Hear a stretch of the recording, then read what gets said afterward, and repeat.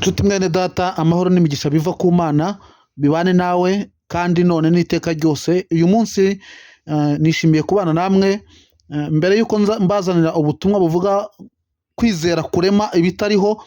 Umwuka yamaze kubanza kubaha ubu butumwa buvuga ngo impamvu gusenga kwawe kutashubijwe ndetse n'uruhare rwawe mu gutinda mu butayu.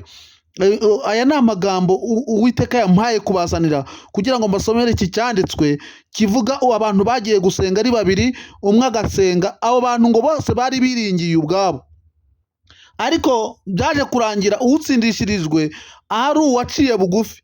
Impamvu abantu batari gusenga bagasubizwa ndibuze kuzisobanura, ndibuze no kuzikubwira uyu munsi. Nawe uteze amatwi ubu butumwa usabwa kubwumva witonze kugira ngo umenye impamvu wapfukamye inshuro nyinshi, impamvu wagiye mu butayu, impamvu wagiye mu byumba by'amasengesho, impamvu wiyirije ubusa iminsi myinshi ntusubizwe. Hari impamvu rero ituma utarasubizwe, si uko Imana itumvishe gusenga kwawe, ahubwo amasengesho yawe yarayunguruwe, hanyuma ashyirwa ku munzani, ashyirwa ku gipimo, hasangwa hari ibidashyitse, hasangwa hari ibituzuye. Ese wagombaga gusenga ute? Ni uruhe ruhare rwawe rwo gusenga? Kurikira rero uyumve aya makuru y'uyu munsi. Hanyuma impamvu gusenga ntusubizwe bibaho, habamo gusaba nabi. Icyo ni kimwe cya mbere. Abantu benshi basenga basaba nabi hanyuma ntibasubizwe. Hanyuma icya kabiri ni ugusengana ibyaha. Hanyuma Bibiliya itubwira ko gusenga k'umunyabyaha ari ikizira imbere y'Uwiteka. Amasengesho yose wakoze, ibyo aho wavuze byose, waba waranditse n'inzandiko ukazijyana mu rutare, ukazijyana n'ahandi hantu hose, cyangwa ukazishyira no mu biti, ufite ibyaha ntago gusenga kwawe kuzasubizwa. Hari n'abantu basenga bafite ibyaha ariko bakigira abere, ariko Imana yo iri ahihereye mu ijuru ibasha kugenzura imitima kandi ireba imbere ntireba inyuma. Imana ishimwe kandi Imana ihabwa icyubahiro ko uyu munsi igusobanuriye aka kantu. Hanyuma ikindi cya gatatu, abantu basenga bafite kwishyira hejuru, kuko birivuga ko uwishyira hejuru azacishwa bugufi. Impamvu utashubijwe ni uko mu isengesho ryawe harimo kwishyira hejuru. Hanyuma rero mu rwego rwo kugira ngo ucishwe bugufi ntusubizwe, kugira ngo ibyawe nabyo bishyirwe ku murongo.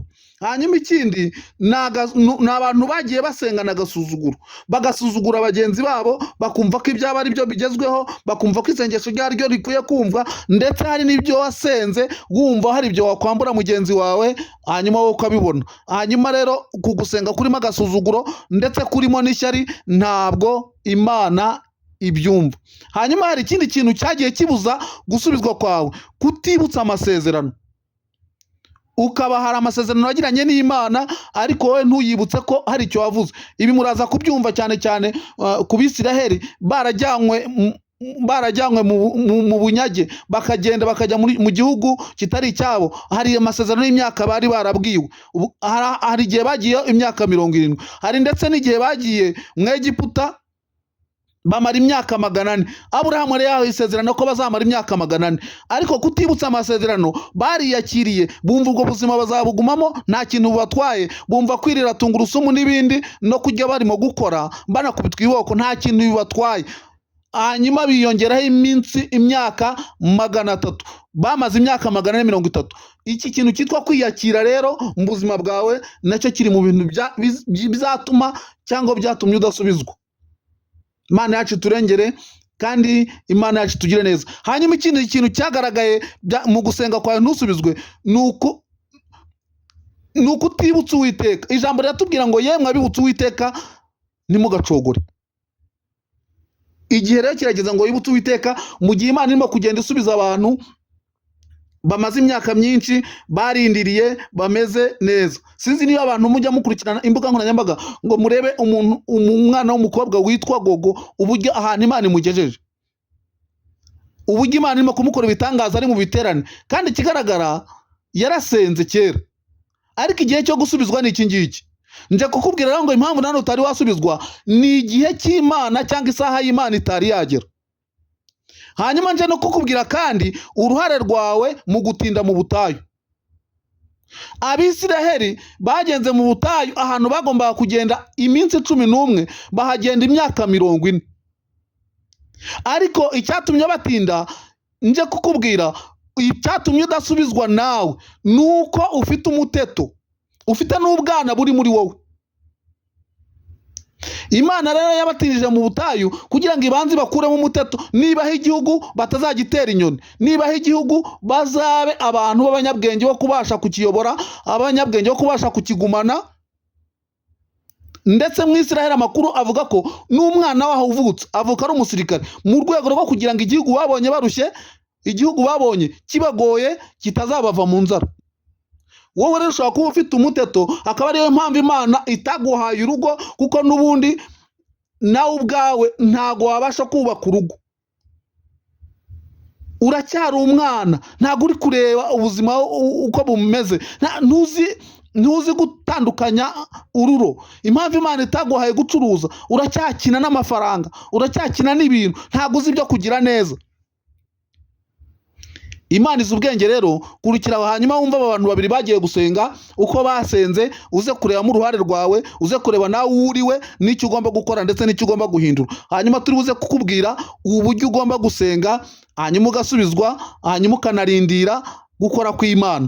Imana muri no minsi, muri no mwaka 2025 ifite gahunda yo gukora no gusubiza abantu bose basenze. Hanyuma hari ikindi kintu gituma abantu basenga cyane bakanasubizwa. Igihe cyose uzabona umuntu asenze agatangira gusubizwa buri kamwe kose, akabona imigisha amajya n'amaza mu rubyaro, akabona inzu, akabona amamodoka, akabona amazu, abenshi baba bageze ku iherezo ry'ubuzima bwabo. Igitumye rero utari wanasubizwa, nje kubwira ngo ni nacyo gitumye utinze ku isi, kugira ngo Imana izaze kugusubiza byose ubibonye. Reka dusomye ibyanditswe byera, kuko nta kintu tujya tubabwira mutakurikiye ibyanditswe. Turasoma mu butumwa bwiza bwa Yesu Kristo uko bwanditswe na Luka, igice ni cya 18, turahera ku murongo wa 9 tugeze ku wa 14. Umva ukuntu uhavuga rero.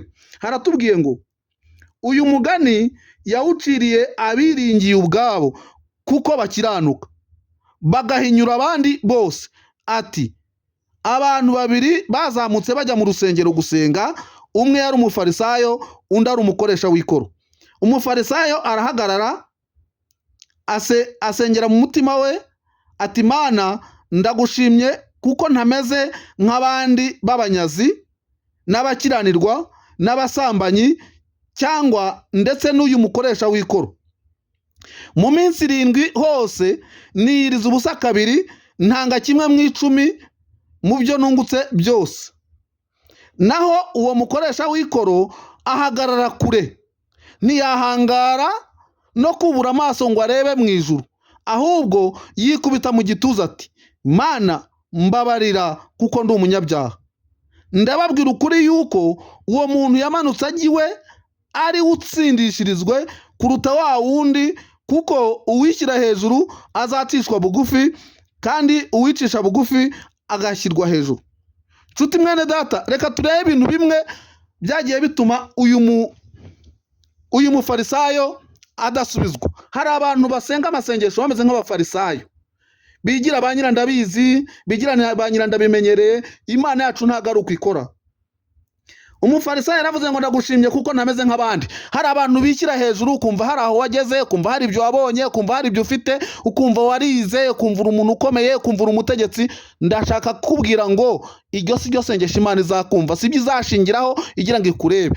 Ndetse hari abantu benshi batashubijwe kuko basuzugura bagenzi babo, kumva impamvu utashubijwe ngo ubone umugabo, ukumva ntiwabana n'uriya muntu, ukumva nimuhuje igihugu, ukumva ntimuhuje ubwoko, ukumva nimuhuje imitungo, ukumva ntimunganya amashuri. Icyo nacyo kigatuma udasubizwa, kuko uri umufarisayo uvuga ko utameze nk'abandi, ndetse ukavuga ko abantu ari abanyazi, ukavuga ko abantu ari abahemu, ukajyana imbere y'Imana ibyifuzo by'abaguhemukiye, ukajyana imbere y'Imana ibyifuzo by'abakugiriye nabi. Ntago iryo ryo sengesho Imana ishaka. Hari n'abasengera bagenzi babo ngo bahure n'ibyago, ngo bahure n'amakuba. Nje kukubwira ngo nushaka gusubizwa, uzifurize mugenzi wawe byiza, kuko gusubiza kw'Imana yari munyabibi imusubiza umurahiye amakara, imusubiza ikurikije imirimo ye n'imigirire ye n'imigenzereze ye, hanyuma guhora n'uko Uwiteka. Ndetse uyu mufarisayo yaravuze ngo ntakiranirwa. Yashatse kuvuga ko ari umuntu w'umwere, ashaka kwigira mwiza. avuga ko abandi ari abasambanyi, uri gucira abagenzi bawe imanza imbere y'Imana kandi uri gusaba.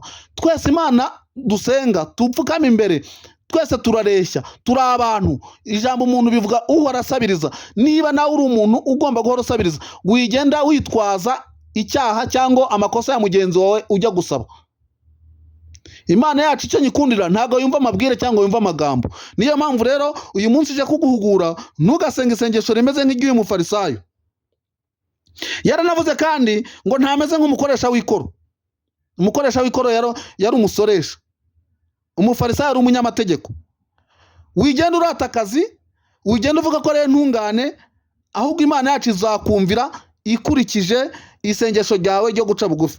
Hanyuma wa mukoresha w'ikoro waravuga ati njye sinahangara kureba Imana, sinahangara kuyibeshya, sinahangara kwivuga uko ntari. Mana mbabarira kuko ndi umunyabyaha, Mana mbabarira kuko ndi umunyabyaha, Mana mbabarira kuko ndi umunyabyaha. Yivugira ayo magambo, ntiyavuze amagambo menshi, ntiyavuze ko asenga amasengesho yo kwiriza ubusa inshuro nyinshi. Hari inshuro wirije ubusa bipfa ubusa, hari iminsi 3, hari iminsi 4, hari iminsi wabaye mu butayu, hari iminsi wagiye ku musozi. Iyo minsi yose ipfa ubusa kubera ko gusenga kwawe wagusengana ibyaha, ukagusengana kwishyira hejuru, ukagusengana kwiyemera, ukagusengana inzangano, ukasengana akagambane, ugasengana ivangura. Nshuti mwene data, uyu munsi nje kukubwira ngo impamvu utashubijwe gusenga kwawe kutumviswe suko kutashubijwe, suko kutumviswe, ahubwo kwarayunguruwe, ahubwo kwaracencuwe, ahubwo kwashyizwe ku gipimo gusanga kudashyitse. Uyu munsi hindura icyerekezo cyo gusenga. Mana yacu turengere. Hanyuma kandi uyu mukoresha w'ikoro yaravuze ngo Mana mbabarira kuko ni umunyabyaha. Hanyuma Yesu yabwiye abantu ko uyu muntu yamanutse agiye iwe ari ushubijwe. Umuntu usenga ugasubizwa rero ni usenga biciye bugufi.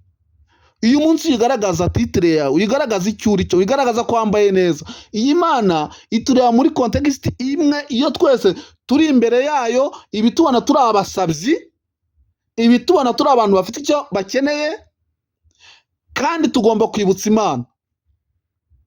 Hanyuma nje kukubwira kandi uruhare rwawe rwo gutinda mu butayu, nuko utigeze umenya ubuzima bwo mu butayu.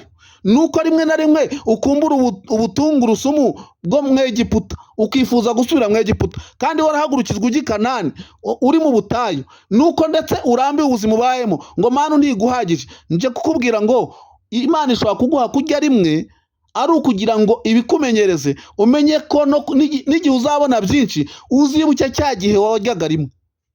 Impamvu Imana itinze kuguha amafaranga nuko n'ibihumbi 2 cyangwa 3 ufite ugomba kubibanamo neza ukabikiranukamo, kugira ngo nundabona menshi uzakiranukemo. Impamvu Imana itinze kuguha umugabo, ndetse abantu benshi banje no gushaka bakavuga ngo n'izindi ngo zirimo zirasenyuka, nje kubwira ngo urwubatse n'Uwiteka ntago rusengwa n'umuyaga, n'uyubaha izaguha urugo rwiza, n'uyikorera izaguhemba. Kandi si ubwa mbere Imana ibwira abantu amagambo nk'aya ngaya, abantu bajya gutamba ibitambo. Imana yabwiye Kayini na Beri bari imbere yayo. Igitambo cya Beri kirazamuka kigira imbere y'Imana, umwotsi urazamuka ugera uhumura neza, unagororotse, utunganyijwe. Hanyuma Imana ishima ituro rye. Nshuti mwene data, Kayini yazize iki? Yazize gutura iby'agasuzuguro, ibyo yatoranije, ibitanejeje Uwiteka. Ari amaturo ya Kayini asobanuye umutima wawe udatunganiye Uwiteka. Ariko byaje gusoza Imana imubwiye ngo nukora neza nawe uzemerwa. Uyu mufarisayo yanagaragaje ko atanga ngo 1/10 mu byo yungutse. 1/10 nacyo nzakivugaho, nzakigisha n'impamvu cyatangwaga, n'impamvu cyahabwaga abatambyi.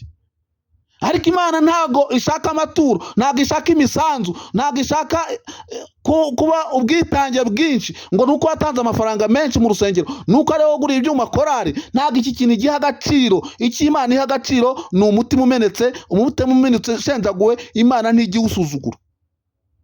Imana ishimwe kandi Imana ihabwa icyubahiro ko uyu munsi twigishijwe uburyo bwo gusenga mu buryo buciye bugufi. Gusenga Imana yumva. Impamvu utashubijwe, impamvu watinze muri ubu butayu, ni nk'aho ari wowe witindije. Hari uruhare rw'abantu rero bamwe batinda cyangwa bakitinza gusubizwa, ariko si uko Imana itumvise. nigeze mbabwira ku muntu bita Gogo uburyo ari guca ibintu ku mbuga nkoranyambaga ndetse arimo kwinjiza amafaranga menshi, ariko umurebye ubona ari umuntu w'umunyagisuzuguriro. Biriya ni bya Imana yavuze ngo izakoresha abanyantege nke n'insuzugurwa izishyire hejuru ngo kugira ngo ikoze isoni abanyabwenge. Ubundi ukuntu Imana ikora, ishinzwe umuntu uciye bugufi imushyira hejuru, uwishyize hejuru ikamucisha bugufi. Ni iyi sisiteme ikoresha. Nje kubwira ngo uyu munsi nushaka gukorana n'Imana, nushaka kugendana nayo, nushaka gusenga ugasubizwa, ca bugufi uyubahe. Kandi ijambo ry'Imana ryaratubwiye ngo mwana wanjye gira ubwenge unyubahe unezeze umutima wanjye mbona uko nsubiza untutse. Uyu munsi impamvu Imana itaza gusubiza abagututse, abagusuzuguye, abaguhagaze hejuru, abakunena n'abavuga ko uri umushomeri, ko nta kazi uzabona, ko nta rugo uzubaka, nuko utigeze unezeza umutima w'Imana. Nje kubwira ngo ikindi kintu cyatumye gusubizwa kwawe kutumvikana nuko utigeza unezeza umutima w'Imana. Nshuti mwene data, uyu munsi nezeza umutima w'Imana, uyubahe. Kubaha Uwiteka nibwo bwenge kuva mu byaha niko kujijuka. Hanyuma Imana iraje iguhagarika, igomba kuguhagarika, iraje isubiza ugututse. Kandi nzi neza ko umuntu uzagukora mu jisho azaba akoze mu mboni ryayo.